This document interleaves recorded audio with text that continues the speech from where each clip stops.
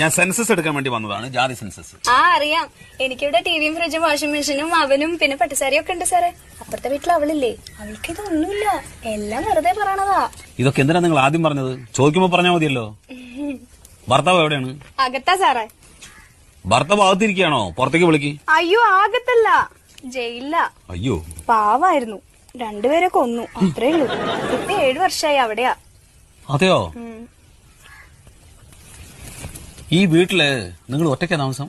ഏയ് എന്റെ മോനുണ്ട്, അവനിപ്പോ 4 വയസ്സായി. ഭർത്താവ് 7 വർഷമായിട്ട് ജയിലിലാ പറഞ്ഞു, കുട്ടിക്ക് 4 വയസ്സ്. അതെങ്ങനെ സംഭവിച്ചു? അതാളെ ഇടയ്ക്കിടയ്ക്ക് കരോളിന് വരുവേ. കരോളോ? ഈ ജയിലിൽ നിന്ന് ഇടയ്ക്കിടയ്ക്ക് വിടില്ലേ പുറത്തേക്ക്, കരോള്.